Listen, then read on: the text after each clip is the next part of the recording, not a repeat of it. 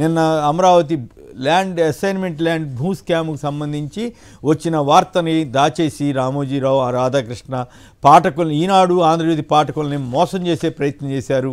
లోపల పేజీలకు మాత్రమే చిన్న వార్తగా పరిమితం చేశారు.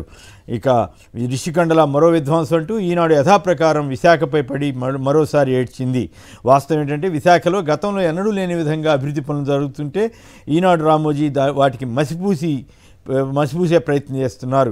విశాఖ నగరంపై కాలకోట విషయం చిమ్ముతూ ఈనాడు నిత్యం దిగదారుడు రాతలు రాస్తోంది.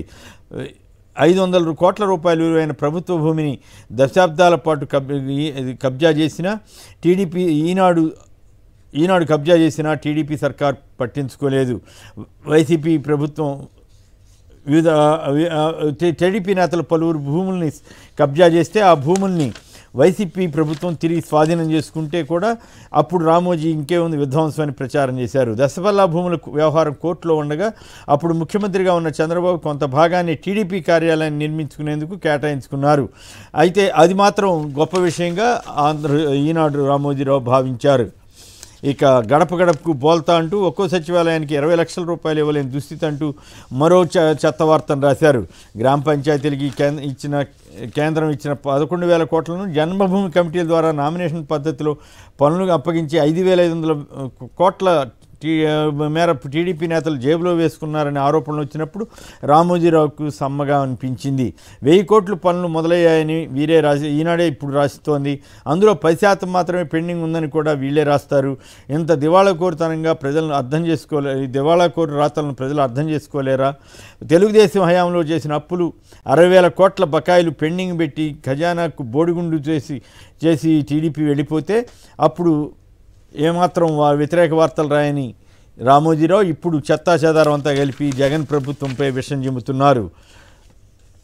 వరాలు వద్దని స్వలాభం వద్దని కేంద్రం మంజూరు చేసిన ప్రాజెక్టులను పట్టించుకోలేదని ఇప్పుడు కొత్త పల్లవి అందుకుంది. మొన్నటిదాకా కేంద్రాన్ని నిలదీయలేకపోయారు, అడగలేకపోయారు. ఇక్కడ రంకెలు వేస్తారు, సలాములు చేస్తారు, అక్కడ సలాములు చేస్తారంటూ కేంద్రంపై జగన్ పోరాటం లేదంటూ రాసిన ఈ పత్రిక ఇప్పుడు కొత్త పల్లవి అందుకుంది. కేంద్రం ప్రాజెక్టులు వస్తే వాటిని జగన్ పట్టించుకోవట్లేదన్నట్టు పచ్చి అబద్ధపు వార్తని బురద వార్తని రాస్తున్నారు. బల్క్ డ్రగ్ పార్క్ సాధించింది జగన్ ప్రభుత్వం హయాంలో అన్న విషయాన్ని దాచిపెట్టి మరీ దరిద్రపు వార్తలు రాస్తూ రామోజీ ఆంధ్రప్రదేశ్ ప్రజల్ని మోసం చేయడానికి విశ్వ ప్రయత్నం చేస్తున్నారు.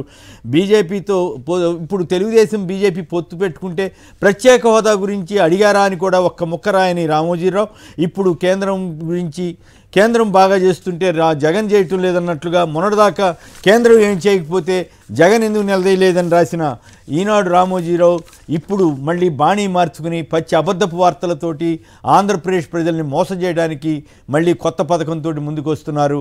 అందుకే సైకో నుంచి సైతాన్గా మారి ఆంధ్రప్రదేశ్ ప్రజల్ని పట్టి పీడిస్తున్న రామోజీ రాధాకృష్ణన్లు వ్యవహార శైలి రోజు లక్షల పత్రికలను కరపత్రాలుగా మార్చి ప్రజలపై విసురుతున్నారు.